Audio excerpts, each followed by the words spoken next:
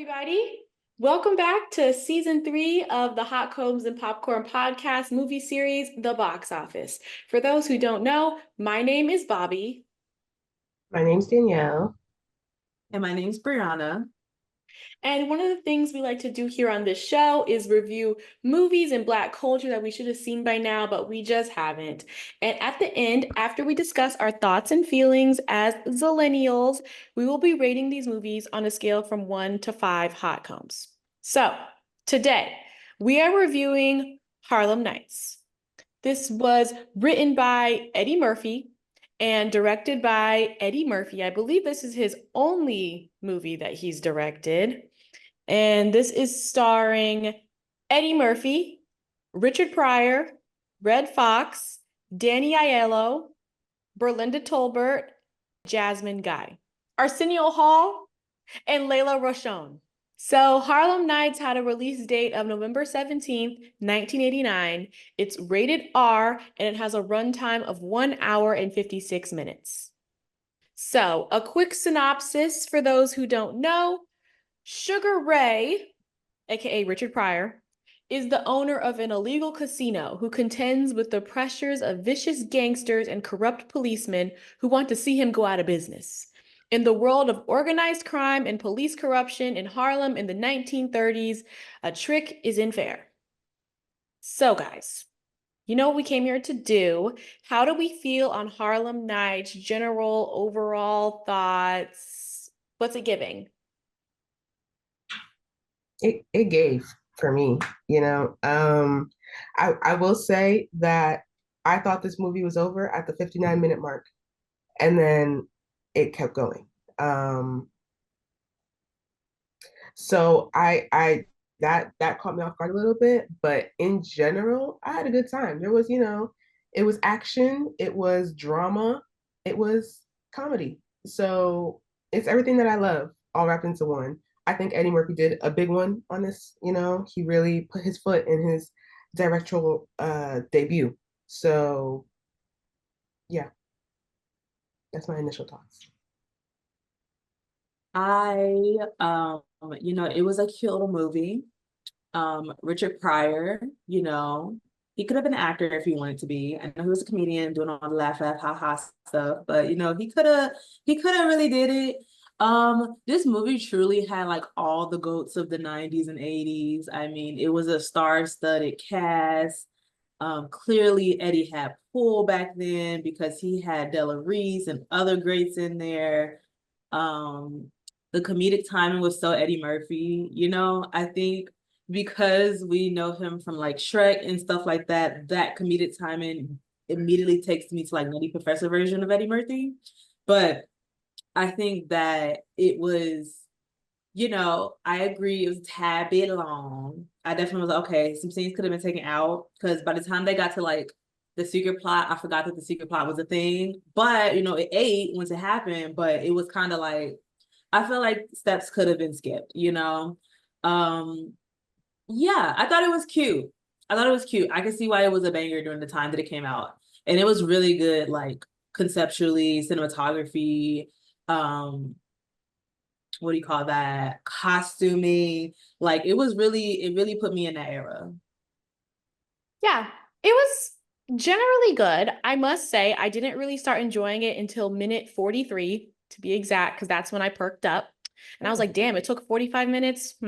But after that, I was locked in. I was like, oh, okay. Now we're getting the ball rolling. This was a movie that my dad repeatedly told me to watch because he said that it was really funny. We'll get into that. Yeah. So overall, okay. Okay. So maybe let's start with the highlights. Do you guys have any? I thought Della Reese, whom I can't remember the name of, played the lady who like ran all of the ladies of the night. I thought her and Eddie Murphy's comedy was golden together. That whole shooting in the foot scene was hilarious. Like she was really about that life. She was like, "Oh my God, you really shot me. That's crazy." Like she was really funny. She was a highlight for me. Anytime she was on screen, she was a highlight. And I think, also like a lot of the goats in this, they're not here anymore. So I'm so happy that a movie like this allows you to like be able to have them here. Also, I don't know if it's a highlight or not, but I love that Tommy was in it. Didn't recognize him without his glasses, but found out later on that he was in it. I was like, oh, that's great. You got big killed. Um, yeah, I wish there was more movies with Richard Pryor and Eddie Murphy together because they were truly hilarious together. Like they were given father and son, and for it to be Richard Pryor, I definitely would have thought that he would have been the one that didn't have self-control, but no, it was Eddie Murphy's character. I mean, I think the things that were supposed to be funny was funny, and I think they succeeded on that a lot, and I appreciated that. There was no like outside of Delarice and them doing the shots and that one guy shooting his one pistol because he ain't had no automatic rifle. Hilarious. They were shooting all them shots off at Eddie Murphy, and then dude was like, bang. I said, that would be me. Just bring it, just coming up, just the extra, extra. But yeah, I thought what succeeded for this to have been two comedians that are running it and a lot of comedians in it, I think the comedy factor was there. Mhm. I agree. I think I wrote down that Arsenio's character wasn't really needed, but he was good comedic relief when he accidentally shot Junior and when they were fighting in the car. Hilarious when they were outside shooting and like it was just good timing. Like, but again, I don't think his character was really needed. I think Eddie Murphy just wanted to have like a stacked cast, which he did. Like, I think he succeeded with that. Um, I also think, and I say this, I feel like in every single video, but you know how I love having an opening credits, like seeing who's in the film. And I think a lot of the movies did that to show, like, to give anticipation for who was going to be in the movie, because I genuinely did not know who was in this movie. Like, I didn't know Jasmine Guy was in it. I didn't know, oh my gosh, her name just Della Reese was in it. I didn't know Arsenio was in it. Like, but it's knowing that all those people are going to be in it, like you get excited for the movie. Mind you, like I said, it was a bit long and some people could have been, but it was still it was still a good movie. I didn't take a lot of notes, honestly, because I was kind of just tuned into it, but um I think it was good. I just didn't have a lot to say about it. I think I had more lowlights, and the lowlights weren't necessarily about like the movie being bad itself, just like characters or like things that were done in the movie. I also didn't have much to say. I have a total of 9 bullet points. So this should be interesting. Yeah, general highlights. Probably just like once the plot actually got going and they got started with like the scam and the heroin and Eddie Murphy's killing Jasmine Guy and once all that started, I was locked in. I was like, okay, solid. Mhm. Um, Eddie Murphy in general, Eddie Murphy, his mind. I'm like, okay, I see why you're still working. You're still relevant. You're still famous. He just got what? Beverly Hills Cop 4, 5 on Netflix now. So now the man, yeah, his mind, it's there. He has the eye and he has a great comedy brain. Him and Richard Pryor together. Oh, and Red Fox. Red Fox was a highlight Oh, for yeah. sure. Right. We didn't even, but we know. We're all here. Red Fox is solid. And like I like a lot of like the punchy one-liners. But yeah, I I don't have any like specific highlights, honestly, just the general second half of the movie, the plot. Yeah. Yeah.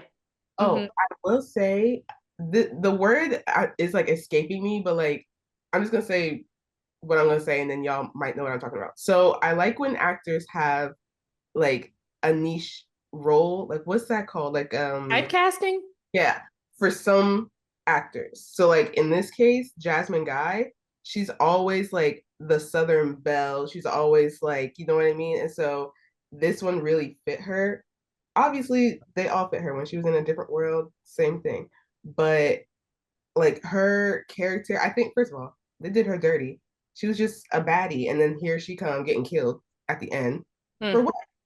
For what? Like, I didn't think, honestly, I did not think that Eddie Murphy's character was going to kill her. I thought it was just she was like they were just gonna have like a little thing and then fall in love type thing. But honestly, I don't think the movie would have worked well if that was the case. Like if they had fallen in love and, you know, Mm. rode off into the sunset, it would not have given the same amount of drama. Like I think she had to go, She had unfortunately. to go. This is not a love story, okay? This is a murder mystery. Well, no, it's not a murder. It's a gangster movie, Right. okay? We're not falling in love. No, We're killing, we okay? don't have time That's for what that. he said. Exactly. Everyone got to go. Boom, boom, boom. Mhm. Mhm. So I was really happy to see that, honestly. And it brought a lot of excitement. And it was a great plot twist. I said, oh, okay, the stakes are high. She's gone. It's gonna happen next. So yeah, she had to go. Sorry, Jasmine. We love you though. You girl. Love But you. we get it. I had no So other thought. I was just gonna ask. Okay, cool. So let's move into the lowlights. I don't honestly, okay. This movie's just very middle of the road for me. If I never saw it again, I'd be fine with it. Mhm. It was a really good movie. There's so many scenes that can be taken out. I would even say that a lot of the scenes that could be taken out were the comedy driven scenes. And it would have made it a more serious movie, which I'm not against. I think the plot was serious enough for it to be such, but it was too long, a whole lot of nothing happening to progress the movie forward, especially in the first beginning. Um, so much happened, like the Jasmine Guy scene on that whole them trying to recruit him could have we could have axed that whole scene. The fight scene with Delarice could have been axed. Um, the scene, well, I guess the scene with Tommy had to stay, but like there's just so much of it that was just there because they had the talent and the money and the time, which I respect. Go crazy. As a viewer, I feel like you said, Bobby, it was very funny, but you don't really lock in until like that guy meets the girl at the bar and he calls his wife and be like, I'm not coming home. Like you don't really lock in until then. Yeah. Um, I just, it was just a very middle of the road movie for me. I'm sure it was a smash up hit when it came out, but I mean, it's like truly like it's just a movie. Like I seen it, I can check it off the bucket list, but um, I mean, the writing for the plot of the operation, hey, they got me. I didn't think the other two cops were in it, but there they were at the end getting paid. I was like, wow, look at that. Now you got me there. But also, because it was so long, I probably also might not have paid attention to things I needed to pay attention to know how we got here. So that's like the one thing about when movies are too long. This movie did not need to be 2 hours. It could have been a cute hour 30, Hour 15. I was hour about to 15, say, yeah. hour 25. Like Like, it did not need to be 2 hours at all.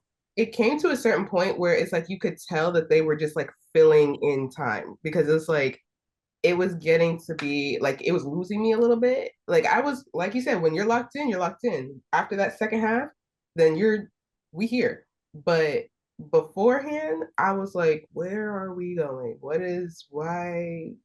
where and why? I wouldn't be surprised if certain cast members probably had like a clause in their contract about how much screen time they needed to have. Because that is the literal only thing I could think of about why there's so many filler scenes.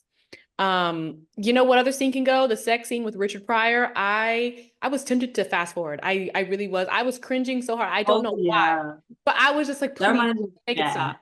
stop. That reminds me of Shaft because it was like, why is this happening? There's a lot of why is this happening in this movie. Like it's not moving the movie forward. I'm just gonna assume it's like you said, there was clauses and people wanted screen time and I honestly, until you just said it, I forgot that scene existed. So that just tells me the relevance of the scene. Yeah. It I wasn't had to needed. write that one down. I had to take a note because I was covering my I'm literally watching the movie like this. Like, please make it stop. Yeah. Yeah. I actually do have another highlight though. I just saw. This movie felt very blaxploitation inspired, you know? And I like that. You do. So I was like, okay, the cops lose, the black people win. Love it. Like, of course. Period. So that was fun. Yeah. And it was blaxploitation. There wasn't a lot of exploitation of it. Right. It was blaxploitation, but it wasn't like, you know, calling people mammies and go good gold digger and like it Mhm. wasn't like forced. It was more so like the racism part was there, and it was just like, a nice little crime mafia movie. Mm-hmm. Mm-hmm. Also, I guess another highlight. Why do I feel like we're fighting for our lives right now? No, we are. Like, like literally, Might be the shortest episode, honestly. it's been 15 minutes. Okay, so Oh, Danielle, you just said it. It made me think. When what's his name? Arsenio Hall kills the guy in the car by accident. You just made me think Pulp Fiction probably got a little inspo from that scene, honestly, because this came out like what, Pulp Fiction was late 90s. It was in the I 90s. was Okay. you 92, I might want to think. do that. I don't know which one came out first. I think it was 92. But either way, it definitely came out after this. And I could definitely see Quentin Tarantino watching this movie for inspiration for Pulp Fiction. He probably took a couple of notes. So shout out to you, Eddie. Goats influencing goats. So yeah. You know, also that's another to that's also another scene that didn't need to exist. which Like, one? The whole Tommy getting killed and them thinking that Eddie did it and following him and the car chase and then the shootout and then him killing them somehow with 3 shots perfectly while they have ammunition up the wazoo. Like, it was like, like okay, we have money. I get it. What is happening? Because that is what's gonna make me not pay attention anymore. What does this have to do with the plot? We didn't see them no more at the beginning and no more at the end of that. Like, Yeah, this is gonna be our shortest episode for real. Like, girl, we we have been at 18. Um, we gotta at least make it to 30. yeah, Minimum. At least if 30. I don't know what else to talk about, we but could we get could just distracted. We could talk about Beyonce. okay, so how does Beyonce relate to Harlem Nights? how does I'm sure Beyonce she does. Um, how Hold how would on. Beyonce okay. What would Beyonce be? do? She be Jasmine Guy? Would Beyonce play Jasmine Guy? Would she? I think she could She was the girl on Austin Powers. was. She She was on was. Austin Powers. You're right, you're right. She had that really large and ginger afro, and So she looked yes. Oh, bomb. something else that I noticed. It wasn't really a highlight nor a low light, but the girl who played the dog woman in Boomerang was the same girl Layla that Rashawn. seduced that man. Yeah, I was like, same okay, girl that girl. seduced that man. Oh, yes. Yeah, Honestly, I love to it's just see it. that she has a very like high, like happy face. So Hmm. now when I see her or like the mom from Boys in the Hood, I'd be like, I know you. Hmm. You be Right. in stuff. I know. I think Layla Rashawn is also in Waiting to Exhale, if I'm not mistaken, which we haven't done. But you know Yes. what? Now that I'm saying it, Not we done. should Let probably. us know if you want to do it. Doing that sound. Um, Yeah, I mean, but But the little boy that was in the beginning that played young Quick, he was the little boy that's in oh my god, what's the Thanksgiving movie that we watched last year? Soul Food. Soul yeah, Food. yeah. Wait, okay, so Okay, embarrassing. That was a flashback scene. That was what? That was a flashback scene. that was the very Oh, beginning. that was the very beginning. You Remember when probably blocked it out. It's fine. No, when like I remember it. Oh, it was okay. like when they were playing Like, poke, they were playing some game, that was and supposed to be quick. yeah, Mhm. Baby quick. So it And was a flashback scene. no, it it was like was just this the is quick. beginning of their It was just relationship. the beginning. Wait, who is quick? I don't Quick as Eddie understand. Murphy. So it's him young. Yeah. Yeah, So it's not a flashback scene. no, No. because it was the first scene. It was just like the setup. Yeah. I thought this was all happening in the same time, same universe, same day. Okay. I thought he just came out to sit next to Eddie Murphy and then they were at the bar. I had no idea this was supposed to be Oh, little baby Eddie No. Murphy. no, he's supposed to. I He raised him. again, another scene that did not need to exist. Mm-hmm. It But you actually, know I what? That scene, I was kind of interested, at least in the first scene, and I made a note that said this is the perfect setup for a prequel because I honestly would be pretty interested in knowing like what happens with this little boy. How does he go from this 8-year-old, or no, how did he become the 8-year-old that just kills somebody just through the forehead? You didn't even miss a shot. You know, like I want to get into that and then see like how Richard Pryor raised him. I feel like that would be fun for a prequel since everybody is rebooting everything and you know sequels are being made. Might as well just do the Harlem Nights prequel. You at least know the Gen X and Boomers, the black ones, they'll come out for you. At least them. So get into that. yeah, they might. they might. I also, this has nothing to do with the storyline. I was so perplexed over the fact that that man had so many missing teeth in his mouth. And I kind of just want to know what's going on. Wait. Like the guy who got shot in the head, like the whole Yeah, front row. Yeah. yeah. And I was like, did they hire you? Like, how did that casting call go? Did they need somebody who was toothless in the front? Or Probably. did you just do a job? I was so perplexed by this. Maybe that's why I didn't realize it was like the before, because I was so perplexed over the fact this man had no teeth. And his name is Toothless Gambler. Okay. It was purposeful. Damn. He played Toothless Gambler. And he might have had teeth. And they just covered it. I think they might have. R.I.P. R.I.P. Oh, He died Yeah. in 2017. oh, R.I.P. Oh, that's too bad. Oh, he was from Roots. Oh, they're gonna beat me up in the comments. They gonna get Wait, you. what role did he play in Roots? I don't know. Oh, okay. Let's Well, see. Let's you see. know who else has roots? Beyonce in the South. Beyonce. Yeah. You Sacred. know? Mm-hmm. Roots are dark. Her roots are dark, always dark, blonde hair. Amen. Amen. Amen. Always Mhm. dark blonde hair. You never have to worry about it. No, I feel like he ain't really go out like that with his teeth. I feel like they covered his teeth up. Shout out Thank to the special effects because they had me convinced, and I wasn't even high. Because imagine if that was his real teeth, and then they called him Toothless Gambler. Why would you do that? That's what I thought that they would do. I mean, like this, people are heartless. You know, they don't care. Like, So weird. But we then didn't what if name that was him. the name? What if that was what was on the call sheet and he auditioned knowing he was toothless? Right, because he's toothless, so he got that role. He played wrestler. I don't know who wrestler is. I'm sure we'll learn soon, but he played wrestler Guess we'll in never know. Roots. I'm sure. Oh, in Roots. You Rude? know, I've been coming Yeah, around to we'll this never. idea a little bit, honestly. I've been I've trying been coming our around, audience. I've been trying to get us to watch Roots but I feel because it is like quite a passage. I feel like if we did Roots, we would have to have like a slavery month, you know? It'd have to be like 12 Years a Slave and Roots. I don't know. That doesn't make sense. Slavery month. That doesn't make I don't know if slavery is how Okay, one would enslaved. describe. I don't, it doesn't have to be slavery era. It can just be Black history, but You know, this is all get Black history.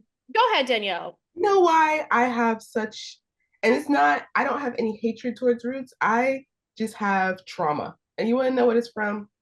I was in summer camp, okay, in like back in the day, right?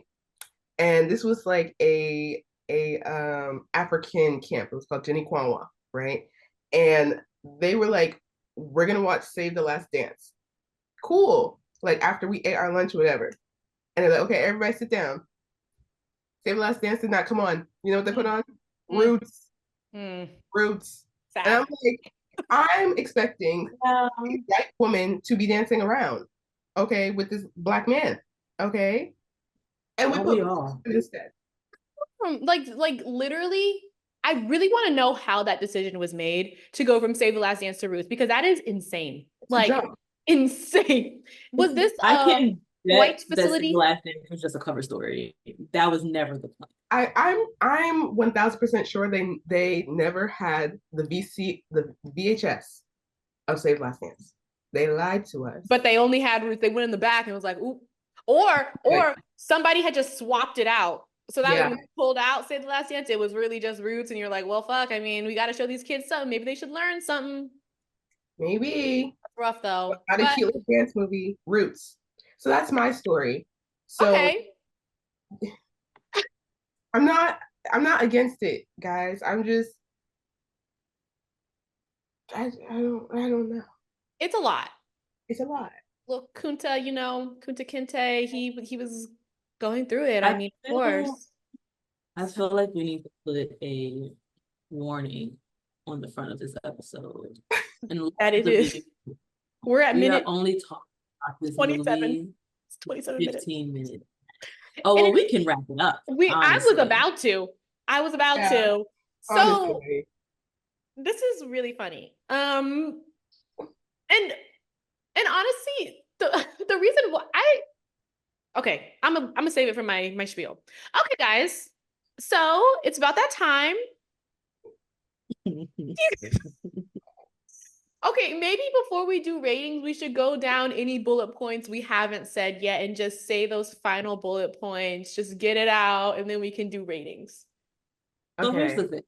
Much like Danielle, I didn't take notes. You know, it I just was looking up Christmas trees on Amazon. So whatever you want to say, Bobby, just go on down your list.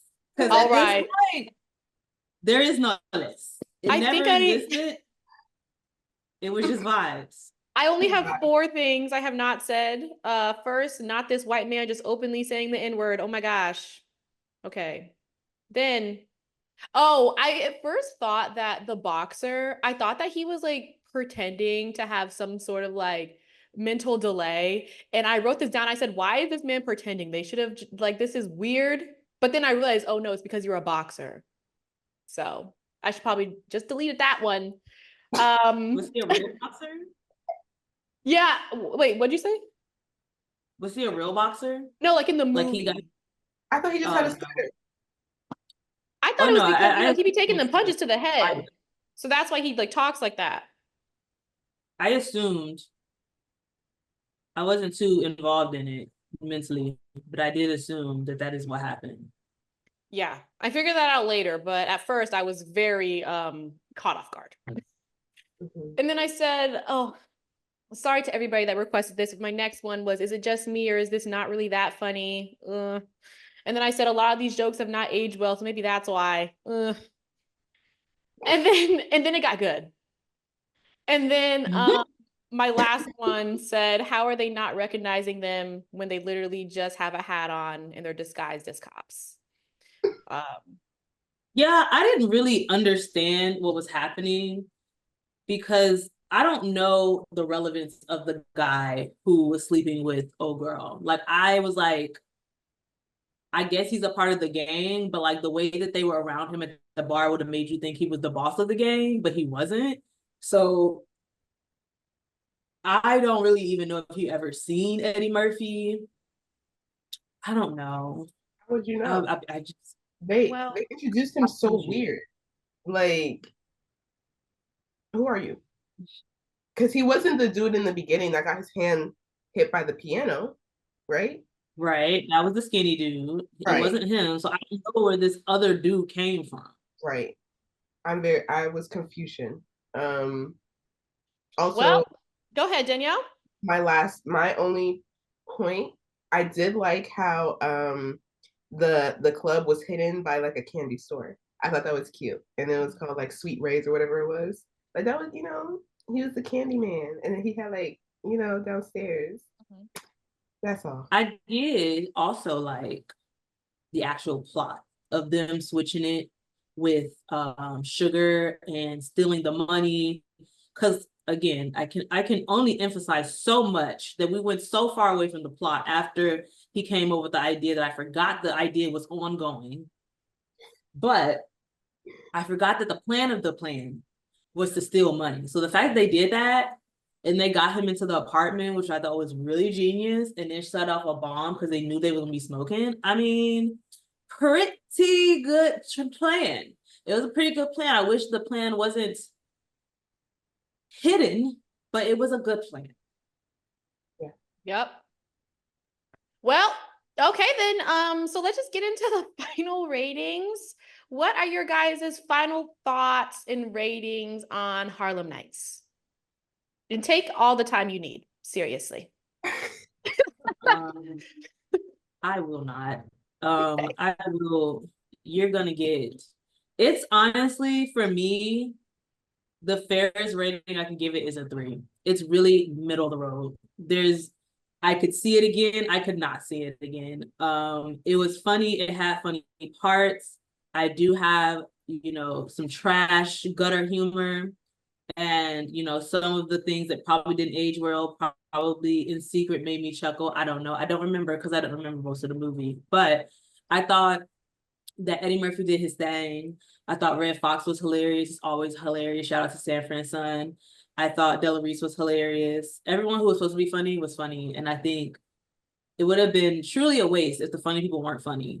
I actually think Richard Pryor could have been a lot funnier, but I know that I don't know when he had some trials, tribulations, and vices. So I don't know where he was in his life at this point of the movie, but I know he has like true gutter sewage type comedy in terms of cursing, in terms of subject matter. And it was a hit back then. So I wonder how much of that was taken out,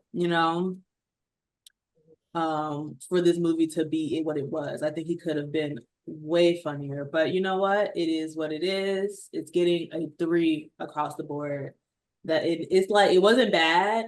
I feel like I'd be really playing Eddie Murphy and his crew and his team for giving it a super, super low rating. Like, it wasn't bad. I feel like it has watchability today. I just wouldn't watch it anymore. So it was fine. 3. 2.5. That's across the board. 2.5 is across. I meant to do like the actual middle of 5. 2.5 is what I meant. Okay. Yeah. So 2.5. It was very middle. It was very middle. I mean, it can roll a 3. If it could be a 2 and a possible. 2.75? 2.75? I'm not taking away the options. Hey, whatever the viewers want to. Viewers, what do you want my rating to be? They want you to pick that. Comments. Honestly, I don't care either way. As you can see, I'm clipping my nails. So here we are. That's whatever real. you want to do. It's fine with me. So, this was a requested video. People wanted us to see Harlem Nights, and we did. That we saw, Yep. Clearly, this is our shortest episode ever. So, we didn't really have much to say about it. And I feel like I'm gonna have to give it a 3 out of 5. Again, I thought kind of like how Bree said, the people that were funny, that were meant to be funny, were funny, and the costumes were great. The beautiful gowns, beautiful gowns, beautiful gowns.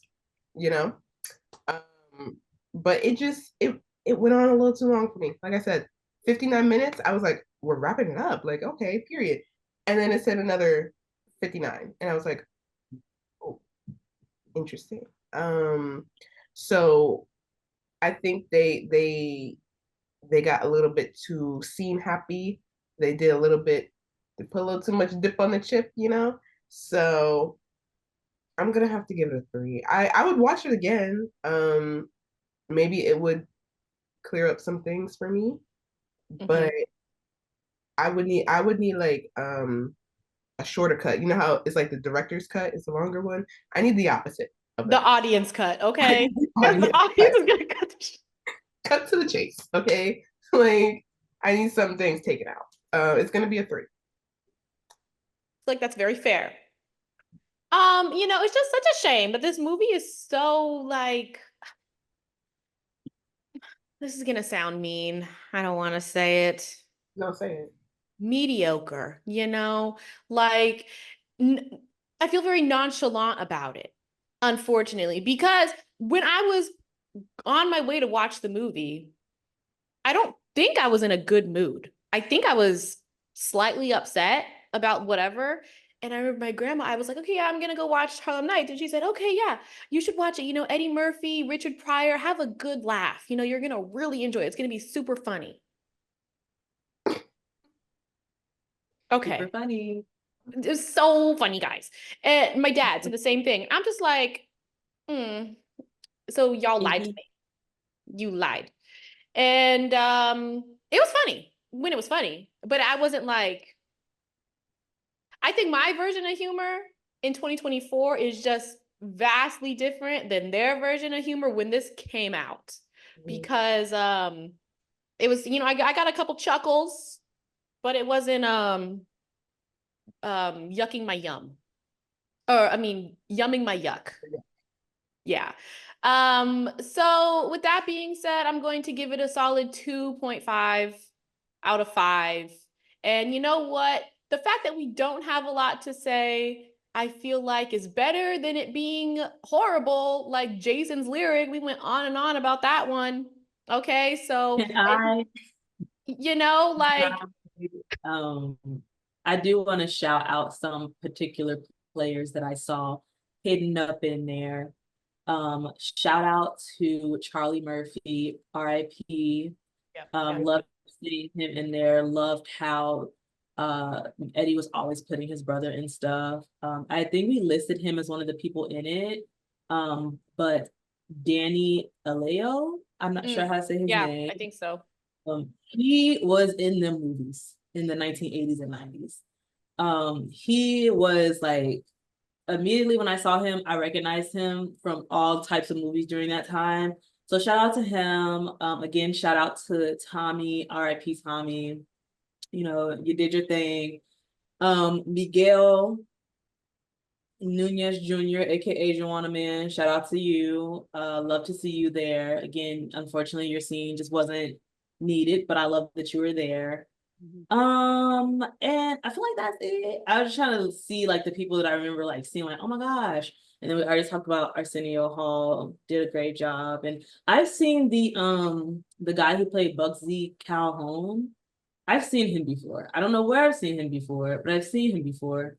Um, I know he's been in some things as well. He's a really good actor. RIP to him. So yeah, this is like one of those movies that at least like their families can watch. There's so many people in this is not here anymore. Shout out to the movie for it being that. It's definitely, I wouldn't say the best movie, but it's probably some of these people's best performances. He was an elf. Who was he an elf? Now I'm shocked. Ignore me. I gotta do some research. I gotta do some research. Oh, We're talking about Elf. It's Christmas. That's that's my thing. Okay. who did he play in Elf? Maybe that's why he looks so familiar. Oh, Bugsy Calhoun. Oh, he was the guy. Michael Lerner, yeah. I, Telling me that he's the guy, Bobby, that I need more information. I've only seen Well, Elf like twice, but I think I recognize his face. I think maybe. you seen Elf As twice?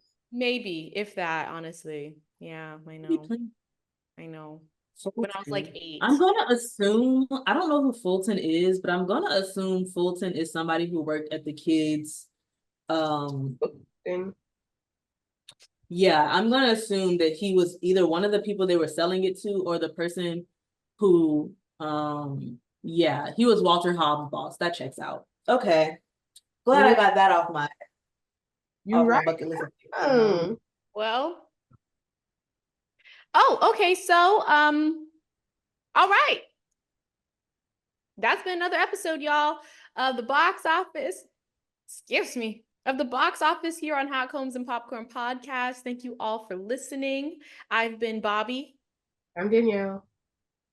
And I am Brianna. And if you haven't already done so, please follow and subscribe to us on YouTube, Apple Podcasts, Spotify, Twitter, Instagram, and TikTok at Hot Combs and Popcorn.